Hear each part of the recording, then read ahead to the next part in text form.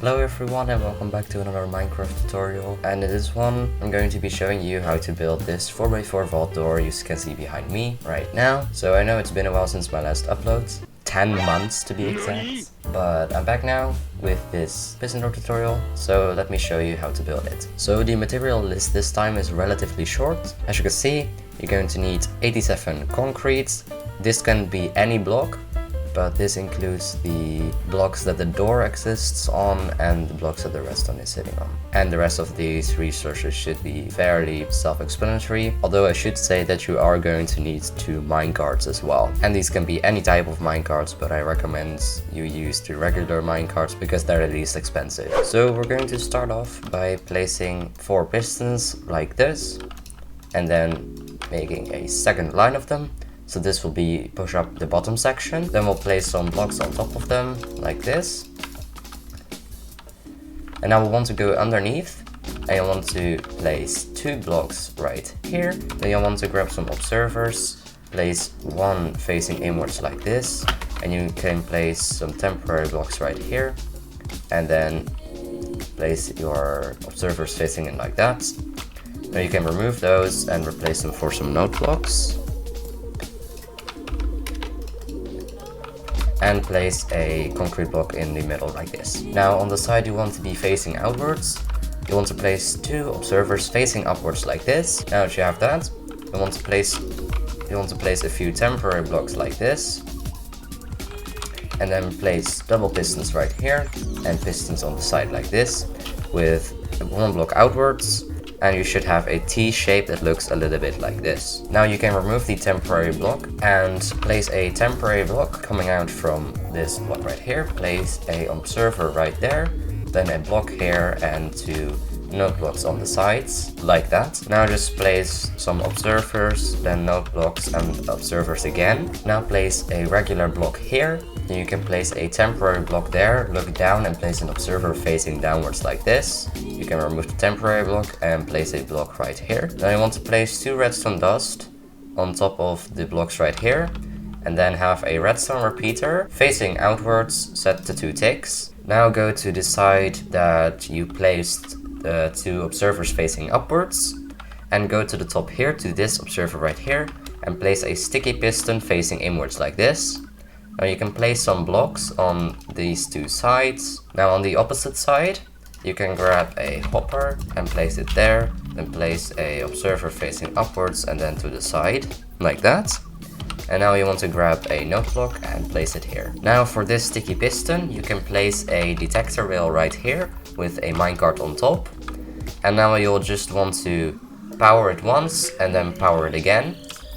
This basically acts as a redstone block, but that only works on one side, basically. Now this is basically a one-sided redstone block, and that is basically this side done, so we can cover up these blocks. Now if we were to place a lever here, you'll see that the blocks extend correctly, and they should also retract correctly. Now continuing on to the top, we'll want to start by going over to this node block and going down a little bit and placing 4 pistons in a line like this, facing downwards. Then creating the second line of pistons like this. Then on the place that this node block is at, we want to place an observer facing to the side of the 2 observers right here, and placing a block right here. Then we can place an upwards going block right here with a redstone on top, and then a block right here, a block right here, and then once again going down by 1, and then placing a redstone again. Now that should be the top section done, so if we fill in these blocks right here. So now we need to mirror this section on the other side. So we're going to start underneath here by placing some node blocks right here, using some temporary blocks, and 1 over here as well. Then placing observers facing inwards like this, and a block right there. Now come to the same side where you had the observers facing upwards like this and do the same thing. Now I want to place our lever right here, then an observer facing upwards like this, a block here, and then 2 node blocks like this. Now same as before, we just stack the observers upwards like that, and then we place the pistons in between. So we just make this T shape like that. Now we can start by placing some blocks right here and a downwards facing observer right there. Then place a block on the observer like that, and we can fill in these blocks as well. so it should look something like this. Now we can place 2 redstone like that, and then a repeater facing outwards set to 2 ticks like that. Now on the side you had the 2 observers facing upwards. We want to place a sticky piston facing inwards with a detector rail and a minecart on top of it. Then quickly power and unpower the circuits to prime it. Then go to this side right here, grab a hopper, then a observer and another observer, place a node block like that, and then an observer facing to the side with the observers like this, and then place a block right there. So now everything should be done. So if we place this sticky piston back here, we can fill in these blocks. Now I like to make these node blocks silent, so what I'm going to do is just fill in the gaps like that, and I'm going to do the same on this side right here,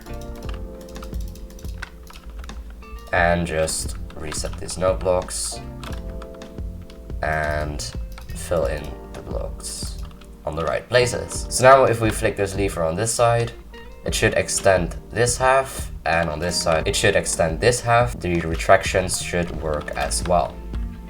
There we go. So now you'll probably want to link these up, but that's not really a problem since you can just use a singular redstone line to power it. So we're going to remove the levers and replace them with repeaters, and then fill in some redstone like this. Now you can replace the blocks that are broken, and we can do the input test. So this door should work with any input as long as it's not too fast after each other. So it works with lever input, as you can see right here. It works with button inputs, like that, and it works with the wooden buttons as well. Probably the best feature of it is that it works with 1-tick pauses as well. So there you can see the opening and the closing. These can be pretty fast, so that already worked. So I think that the fastest you can do is that.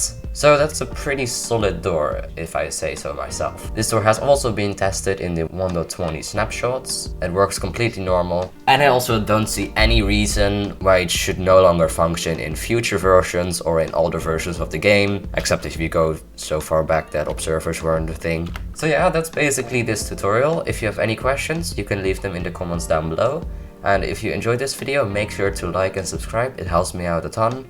And if you really enjoyed it and you know someone that would benefit from this door design, make sure you share the video with them. It might help them out. And if you have any requests for future redstone tutorials, make sure to drop them in the comments below. I have a couple cool videos coming up soon, so make sure you ring that notification bell so you don't miss out on any future videos. But that's it for me today. JTech out.